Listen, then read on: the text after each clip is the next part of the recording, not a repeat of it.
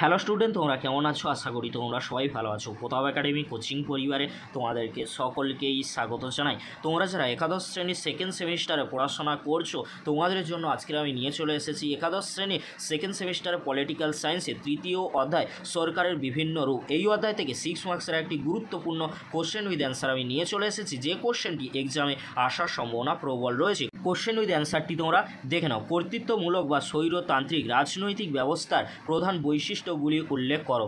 উদারনৈতিক গণতান্ত্রিক ব্যবস্থার বিপরীতে স্বৈরতান্ত্রিক তথা কর্তৃত্বমূলক রাজনৈতিক ব্যবস্থার অবস্থান। এরূপ শাসন ব্যবস্থায় শাসক ও শাসিতের মধ্যে কোনো রূপ সুসম্পর্ক থাকে না। সিদ্ধান্ত গ্রহণের ক্ষেত্রে শাসক স্বেচ্ছাধীন ক্ষমতা ভোগ করে। জনসম্মতির ওপর এই শাসন ব্যবস্থা ভিত্তিশীল নয়। অ্যানাল বল মনে করেন, কর্তৃত্বমূলক রাষ্ট্র ব্যবস্থায় যেসব ক্ষমতার প্রয়োগ লক্ষ্য করা যায় তা উদারনৈতিক গণতন্ত্র ও সমাজতন্ত্রে দেখা যায় না। এইরূপ রাজনৈতিক ব্যবস্থার মূল বৈশিষ্ট্যগুলি হলো: 1. এইরূপ রাজনৈতিক ব্যবস্থায় একজন ব্যক্তি বা কিছু সংখ্যক ব্যক্তির হাতে ক্ষমতা কেন্দ্রীভূত থাকে। 2. এই ব্যবস্থার প্রতি জনগণের আনুগত্য বা সম্মতি থাকে না বলে শাসকবর্গ বল প্রয়োগের মাধ্যমে জনসম্মতি বা জনগণের আনুগত্য আদায় করে নেয়। 3. কর্তৃত্বমূলক শাসন ব্যবস্থায় ক্রমোচ্চ স্তর অনুযায়ী কাঠামোটি সাজানো হয়। এই ব্যবস্থার শীর্ষে একজন বা কিছু শাসকের অবস্থান এবং অন্যান্যদের তাদের প্রতি আনুগত্যশীল থাকতে হয়।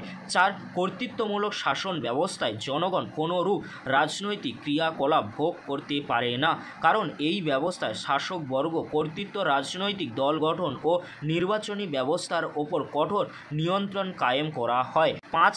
কর্তৃত্বমূলক শাসন ব্যবস্থায় একাধিক রাজনৈতিক দলের অস্তিত্বকে মেনে নেওয়া হয় না। এখানে একটি মাত্র রাজনৈতিক দলের অস্তিত্ব বিদ্যমান থাকে।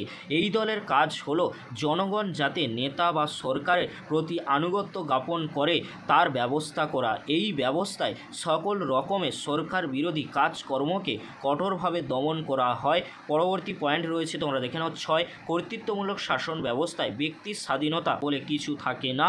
এই ব্যবস্থায় নাগরিক অধিকারকে সীমিত করে দেওয়া হয় এবং বিচার ব্যবস্থার ওপর নানা প্রকার বাধা নিষেধ আরোপ করা হয়। 7.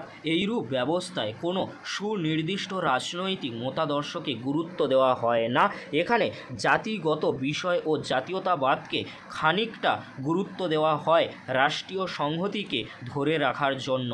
8. কর্তৃত্বমূলক শাসন ব্যবস্থায় সামান্য সংখ্যক বাছাই করা লোকেদের স্বার্থ রক্ষা করা হয়। এর ফলে এখানে সংখ্যাগরিষ্ঠ মানুষের স্বার্থ বিপর্যস্ত হয়ে পড়ে। পরবর্তী পেরায় তোমরা কি লিখবে? পরিশেষে বলা যায় যে যেহেতু এই ব্যবস্থা শাসকের নির্দেশ অনুসারে পরিচালিত হয়, সেহেতু সাধারণ মানুষের নৈতিক, বৌদ্ধিক ও চেতনা বাধাপ্রাপ্ত হয় এবং এর ফলে তাদের কোনো উন্নতি ঘটে না। এই ছিল আজকের আলোচনা। যদি ভিডিওটি হেল্পফুল হয়ে থাকে অবশ্যই ফ্রেন্ডদের কাছে বেশি বেশি করে শেয়ার করে দিও। আজকের এতটুকু। পরবর্তীতে দেখা হচ্ছে নেক্সট কোনো একটি ভিডিওতে। ভিডিওটি দেখার জন্য তোমাদেরকে অসংখ্য ধন্যবাদ।